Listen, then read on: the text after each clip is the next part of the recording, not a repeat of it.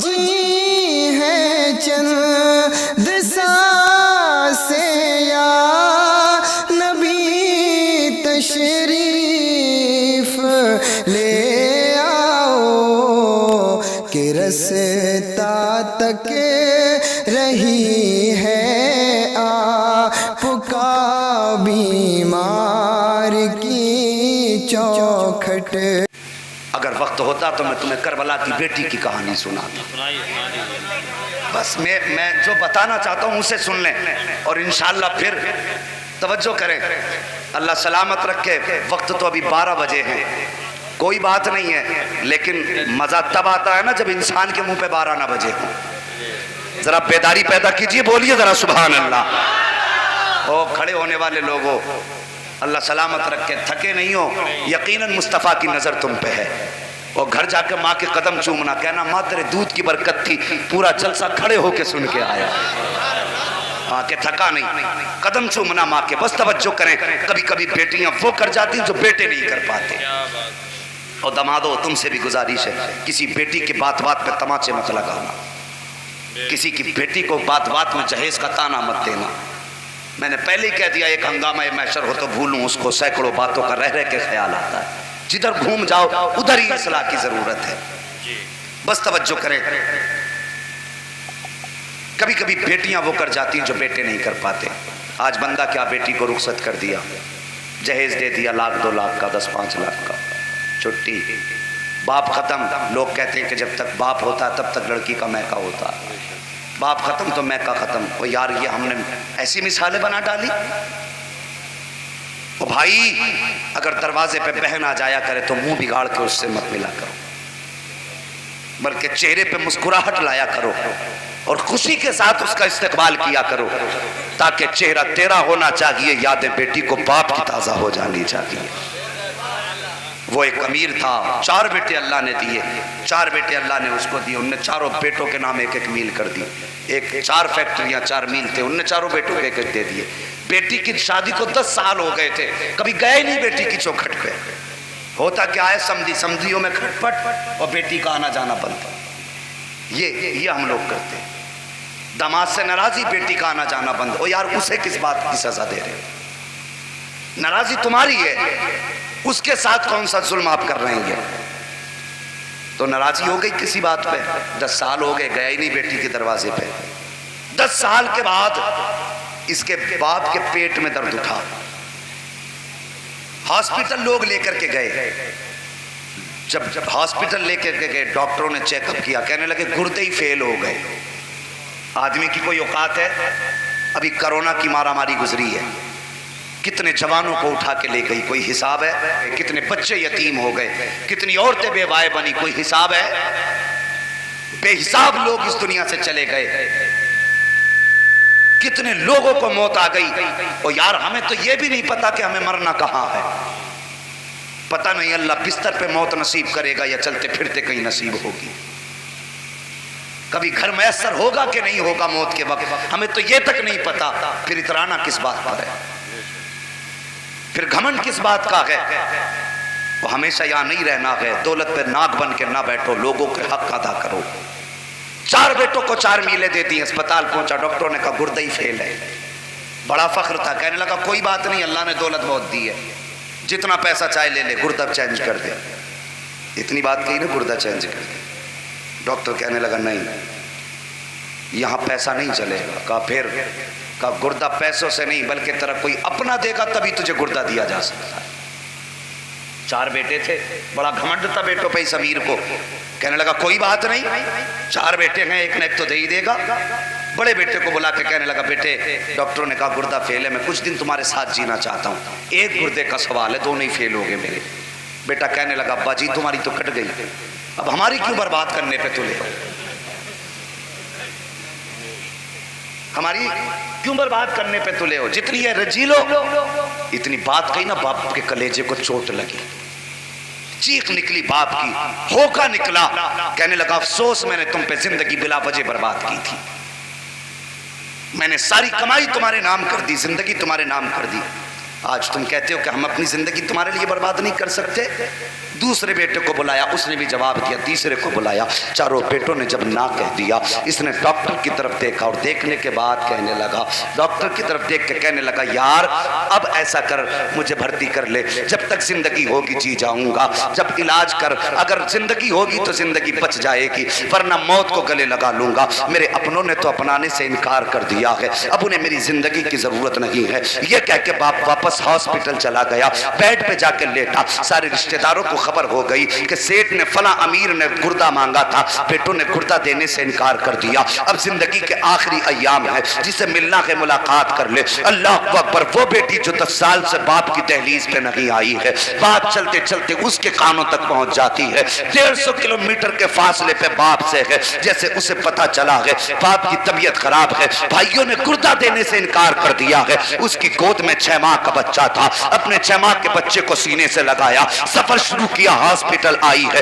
آنے کے بعد ڈاکٹر سے کہتی ہے ڈاکٹر جلدی کر میرا گردہ نکال لے، اس نام کے مریض کے جا کر کے ڈال دے۔ ڈاکٹر نے کہا تھا پتا تو صحیح تو کون ہے، کہاں کی رہنے والی ہے؟ اس نے کہا ڈاکٹر یہ نہ پوچھ کہیں دیر نہ ہو جائے، اگر دیر ہو گئی تو مریض مر جائے گا، جلدی کر گردہ نکال لے۔ ڈاکٹر نے اس کے اصرار پہ گردہ نکالا، مریض کے گردہ ڈال دیا۔ اب جب یہ بچی بھی شفا یاب ہوئی ہے، چلنے پھرنے کے لائق ہو گئی، جب یہ گھر جانے لگی، ڈاکٹر نے کہا بیٹی ذرا ٹھہر تو سہی، کہاں جا رہی ہے؟ کہا اپنے گھر جا رہی ہوں۔ کہا اپنا نام تو بتا کے جا۔ کہا نام کی ضرورت کیا ہے، اگر مریض کی زندگی بچ جائے گی تو سب سے بڑا نام یہی ہو جائے گا۔ اس نے کہا تھا بیٹی بس اتنا چاہتا ہوں، اگر مریض نکل کے پوچھنے لگا کہ گردہ کس نے دیا تھا تو نام کس کا بتاؤں گا۔ جب اتنی بات بیٹی نے سنی، کہا ڈاکٹر کاغذ بھی دے دے، قلم بھی دے دے، خط لکھنا چاہتی ہوں۔ بچی نے کاغذ قلم لیا ہے، ایک خط لکھا ہے، لکھنے کے بعد طے بنائی اور بنانے کے بعد ڈاکٹر کے حوالے کر دی اور کہا ڈاکٹر اس کو اپنے پاس رکھ، کھول کے مت پڑھ لینا، اور سن جب یہ مریض اپنے گھر جانے لگے اگر میرے بارے میں پوچھے تب یہ خط دینا ہے، اگر نہ پوچھے تو یہ خط مت دے دینا۔ اللہ اکبر، یہ بیٹی ہوتی ہے، یہ کہہ کے خط دے کر کے گئی۔ اور پھر کچھ دن کے بعد جب باپ ڈسچارج ہوا ہے، جانے لگا، رشتہ دار آئے ہیں لینے کے لیے، بیٹے بھی آئے ہیں، لیکن باپ نے بیٹے سے ملنے سے انکار کر دیا، کہنے لگا جب تم مرض میں ساتھی نہ تھے تب زندگی میں تیرا میرا ساتھ نہیں ہوگا، آج اس لیے آئے ہو، باپ بچ گیا ہے، جو دولت رہ گئی وہ ہمیں مل جائے گی۔ باپ نے کہا تھا واپس چلے جاؤ، میں تمہاری شکل تک دیکھنا نہیں چاہتا۔ اس کے بعد اپنے رشتہ داروں سے کہا اور لوگوں پہلے مجھے ڈاکٹر کے پاس لے کے چلو، مجھے اس کا شکریہ ادا کرنا ہے۔ لوگوں نے کہا کس بات کا؟ کہا بیٹوں نے گردہ دینے سے انکار کیا تھا، زندگی ڈاکٹر نے بچائی ہے۔ یہ کہہ کے ڈاکٹر کے پاس جب آیا، آنے کے بعد کہا تھا ڈاکٹر تیرا شکریہ، میرے تو اپنوں نے مجھے ٹھکرا دیا تھا لیکن تو نے میری زندگی بچا لی۔ جب اتنی بات ڈاکٹر نے سنی ہے، ڈاکٹر کہتا شکریہ میرا ادا نہ کر، اگر ادا کرنا ہے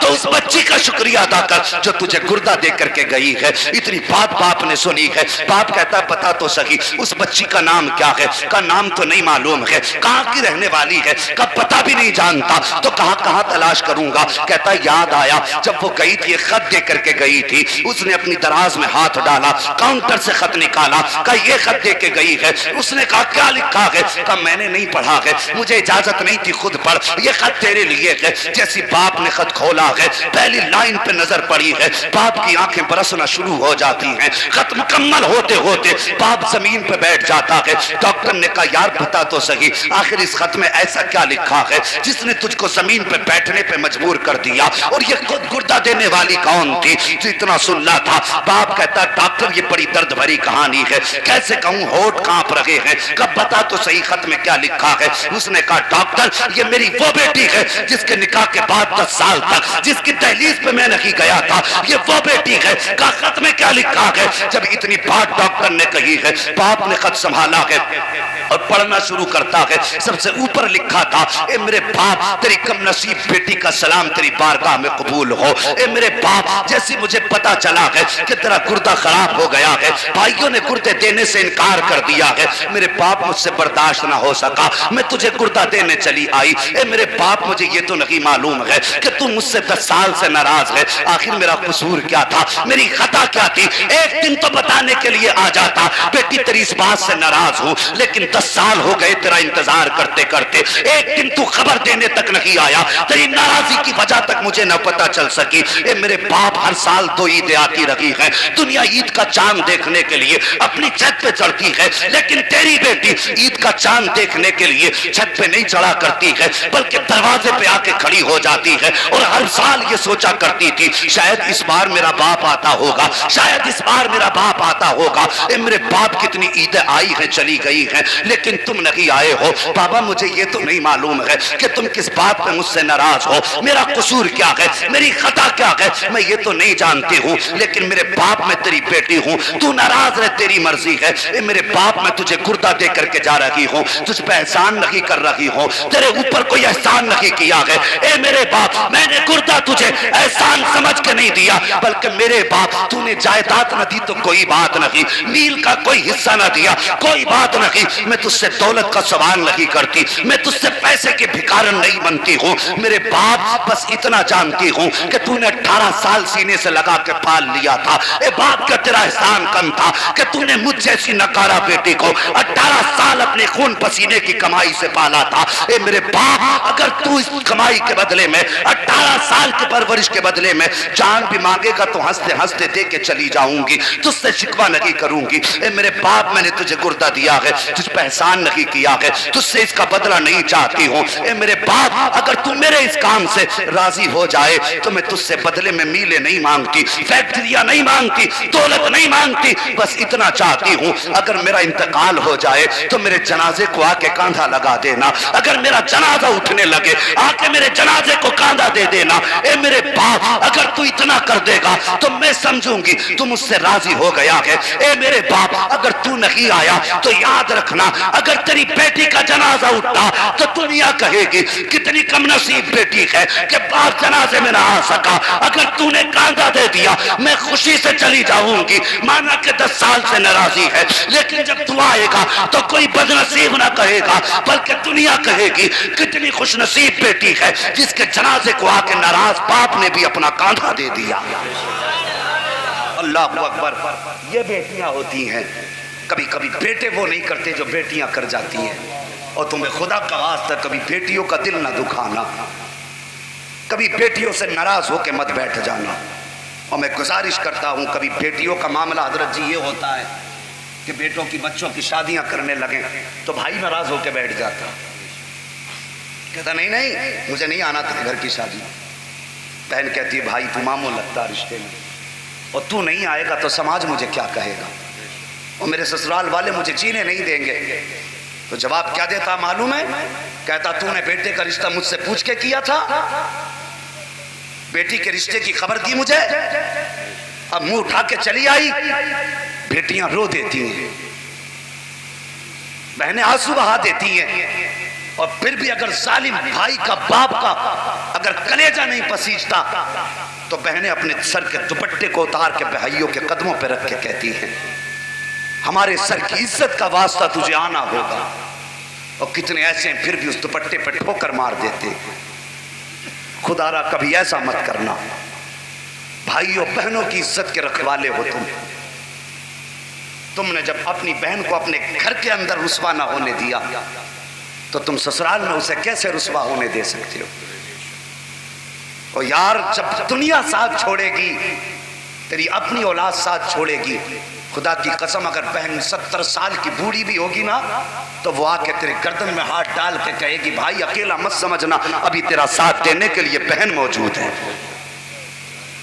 یہ ہوتی ہیں بہنیں، ان کو ہم نے رلا دیا، ہم نے بیٹیوں کی شادی کر کے ٹھکرا دیا، بات بات پہ ناراض۔ کیا وہ کون نہیں جانتا کہ وہ کسی شخص کا جنازہ تیار ہوا، آ کے بیچ میں کسی نے ٹانگ اڑائی، کہا اس پہ میرا قرضہ نماز نہیں ہونے دوں گا،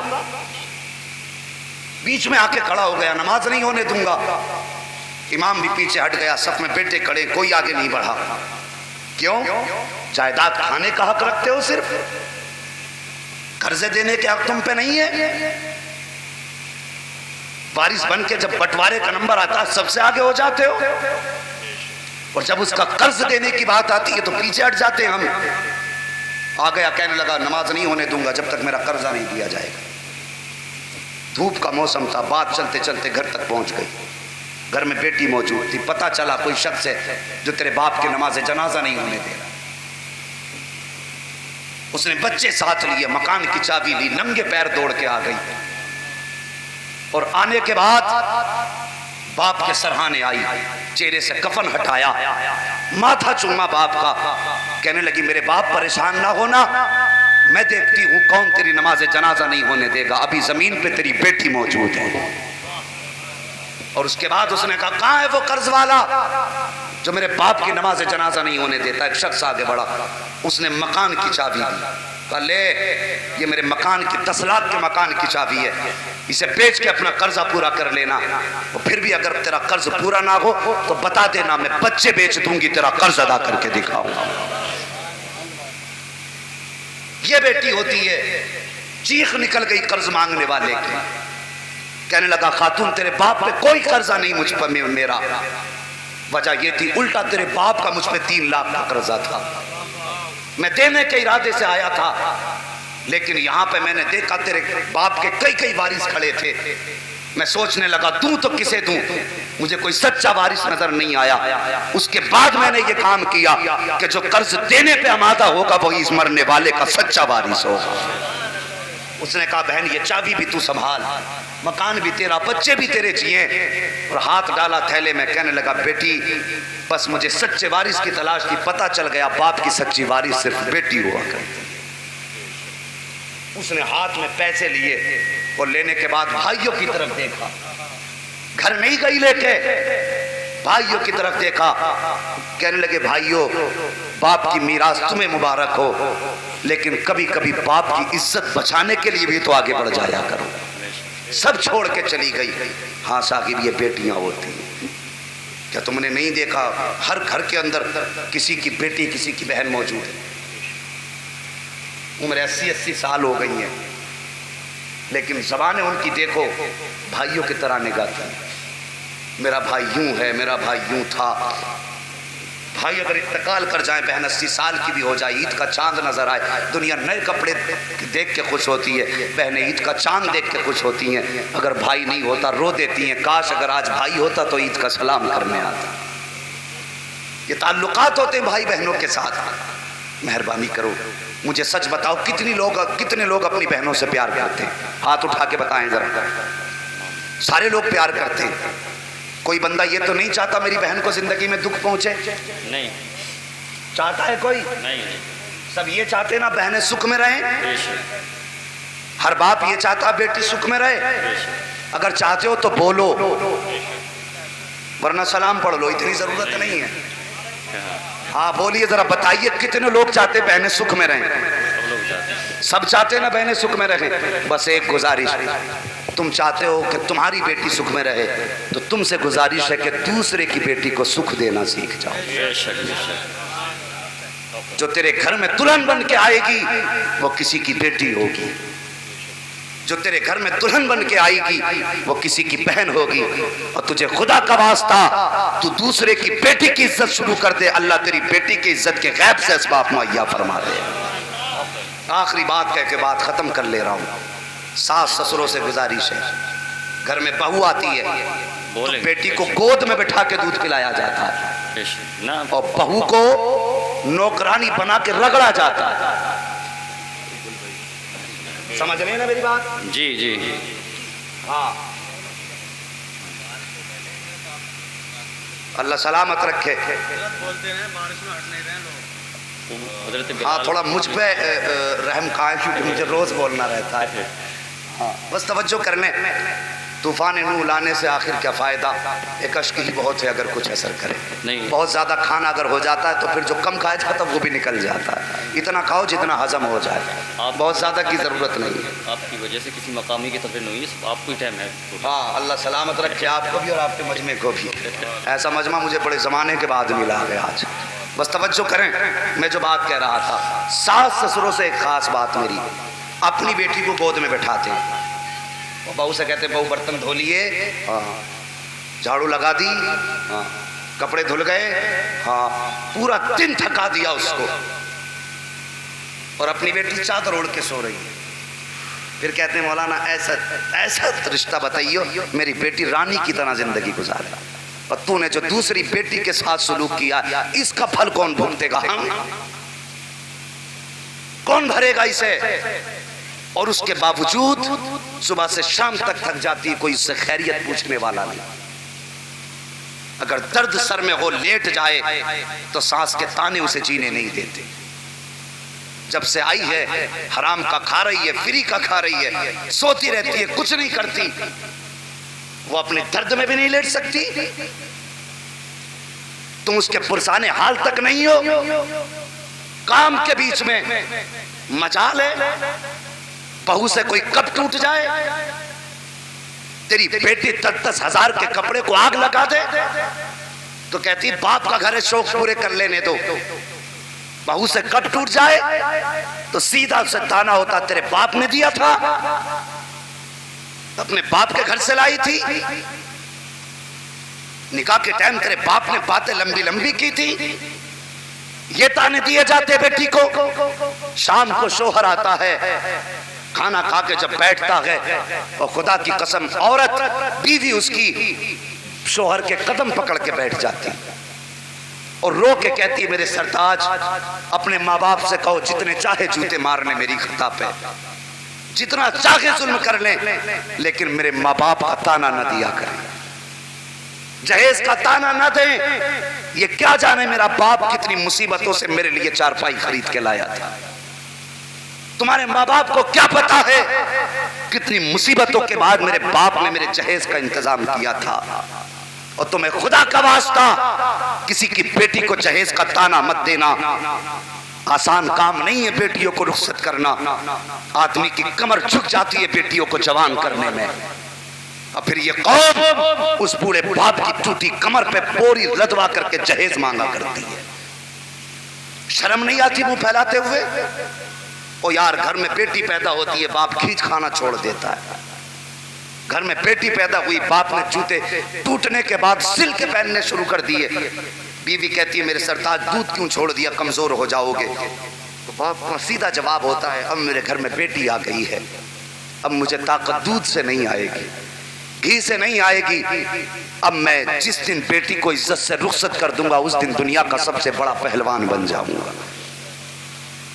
اور یار دوسری کی بیٹی کا خیال کیا کرو، تم نے بات بات پہ بہووں کو تانے دیے، اس کی تم نے بات بات پہ دل آزاری کی، تمہیں کیا لگتا ہے جب تم تانے دیا کرتے ہو تو بیٹیاں اندر جاتی ہیں، جانے کے بعد دوپٹہ اپنے چہرے پہ ڈالتی ہیں اور رو کے کہتی میرے باپ بتا تو سہی تو نے مجھے اس گھر میں لا کے ڈالا ہے، مگر اتنا تو بتا دے، کم سے کم یہ تو بتا کہ میری 2 روٹیاں تجھ پہ اتنی بوجھ تھی کہ جو تو اپنے گھر نہ رکھ سکا، اس گھر میں ظالموں کے بیچ میں لا کے ڈال دیا۔ بیٹیاں رو کے کہتی میرے باپ اس سے بہتر تھا کہ گلا دبا کے مار دیتا، اس گھر میں نہ ڈالا جاتا۔ جب بیٹیاں اس درد سے تڑپتی ہے تو خدا کی قسم تجھے خبر ہو نہ ہو لیکن گنبد خضرا والے آقا کو خبر ہو جاتی ہے، مصطفیٰ کو خبر ہو جاتی ہے، اور جب بیٹی تڑپتی ہے تو یاد رکھنا پھر وہاں سے کرم نہیں ہوتا بلکہ مصطفیٰ کو چلا لاتا ہے، جب چلا لاتا ہے تو نسل آباد نہیں ہوتی، برباد ہو جایا کرتی ہے۔ اگر نسلوں کی آبادی چاہتے ہو تو کسی کی بیٹی کو رلایا نہ کرو بلکہ روتی ہوئی بیٹی کے آنسو پہنچنے کا سبب بن جایا کرو۔ اگر تمہاری وجہ سے کسی کی بیٹی کی آنکھ کے آنسو سوکھ گئے، لبوں پہ مسکراہٹ آ گئی تو یاد رکھنا ادھر بیٹی مسکرائے گی ادھر مدینے والا مصطفیٰ مسکرانے لگ جائے گا۔ نبھا کے چلو یار جوانوں، کتنی بیٹیاں خودکشی کر رہی ہیں، جہیز اتنے بڑے بڑے منہ پھیلے پڑے ہیں، لوگ 10 لاکھ رشتے میں مانگ رہے ہیں، 18 لاکھ ایسے مانگ رہے ہو۔ بھائی دنیا کے دینے سے بھلا ہوتا نا تو پھر ضرورت کیا تھی کہیں بھی جانے کی، کسی امیر کی چوکھٹ تھام لیتے۔ لیکن یاد رکھو دنیا کا امیر کتنا بھی دے دے بھلا نہیں ہو سکتا، بھلا تبھی ہوتا ہے جب مدینے والے کی چوکھٹ سے خیرات ملا کرتی ہے۔ ہاں کون دیتا ہے دینے کو منہ چاہیے، دینے والا ہے سچا ہمارا نبی، دنیا والوں کے آگے ہاتھ نہ پھیلاؤ۔ تمہاری چاہت سے اگر کسی باپ نے تمہارے مانگنے پہ زمین بیچ کے تمہیں کیش دے بھی دیا تو پھر فخر سے مت بتانا میرے بیٹے کو 10 لاکھ ملے، یہ گاڑی ملی ہے، وہ گاڑی ملی ہے۔ جہیز نہیں، جہنم کا ایندھن لایا ہے اٹھا کے۔ صاف کہتے ہیں ہم، جہیز نہیں لایا تو، ایندھن لایا ہے جو تیرے جلنے کا سبب بنے گا۔ او یار، جنت میں جانا کون بندہ ایسا نہیں چاہتا؟ جن کی ہو گئی ان سے تو اب ان کے لیے تو چانس نہیں ہے، جن کی نہیں ہوئی ان کے لیے چانس ہے۔ او یار، دولت کے لیے نکاح مت کرو، کسی غریب کا سہارا بن جاؤ، کسی مجبور کی امید بن جاؤ، کسی کمزور کا بازو بن جاؤ، اور کسی غریب کی بیٹی سے اپنے گھر کو روشن کر دو۔ ادھر غریب کی بیٹی تیرے گھر میں دلہن بن کے آئے گی، خدا کی قسم مبارکبادی کی صدا گنبد خضرا سے آنے لگ جائے گی۔ حالات اچھے کرو، بیٹیوں کو ان کا حق دو، غریبوں کو نبھا کے چلو۔ فرمایا گیا اے ایمان والو، اسلام میں پورے داخل ہو جاؤ، دین میں داخل ہو جاؤ، اپنا ظاہر و باطن ایسا کر لو جیسا مصطفیٰ کو پسند ہے۔ ہمیں چلنا تو ہے ہی، کبھی ان علماء کی بارگاہ میں آ کے کہا کرو حضرت ہم تو چلتے ہی ہیں، لیکن وہ راستہ بتاؤ، وہ طریقہ بتاؤ جس طرح سے مصطفیٰ چلا کرتے تھے۔ اور یار، نیت میں مصطفیٰ کی ادا بسا کے چلو، تمہارا سفر بھی ہو جائے گا، ہر قدم پہ تمہارے لیے جنت آسان بھی ہو جائے گی۔ حالات بہتر کرو، جوانوں مصطفیٰ کے قریب ہو جاؤ، ان کی اداؤں کے قریب ہو جاؤ، اور اداؤں کے قریب ہونے کا مطلب یہ ہے کہ علماء اکرام کی زندگی کے قریب ہوں، ان سے مصطفیٰ کی پسندیدہ چیزیں پوچھیں اور اپنی زندگی کو اسی سانچے میں ڈالیں۔ مولا کریم میری گفتگو پر پہلے مجھے عمل کی توفیق عطا فرمائے، اس کے بعد پوری امت مسلمہ کو عمل خیر کی توفیق عطا فرمائے، اور مولا کریم مائک والے بھائی کو آئندہ اس مائک کو اچھا بجانے کی توفیق عطا فرمائے۔ اس نے اب تک ساتھ دیا، بڑی اچھی بات ہے، اللہ سلامت رکھے، لیکن اس کو اور بہتر کر دے، اس کو اور بہتر کر دے۔ مجھے پھیپڑوں سے نفرت نہیں ہے اپنے، مجھے بھی کچھ دن جینا ہے۔ جب بیٹی باپ کو بیٹے گردے نہیں دے سکتے، مجھے قوم دے دے گی نہ؟ حضرت اتنا تھک چکے پھیپڑے نہیں، میں دیکھ رہا ہوں، اگر بھائی ان سے تو میں ہار جاؤں گا نا۔ بھائی اب واقعہ جب 10 منٹ سن رہے ہیں تو بس کوئی بات ہی سن لیں، اگر پورا واقعہ ایمان لانے کا واقعہ بڑی بات ہو جائے گی انشاءاللہ۔ کبھی پھر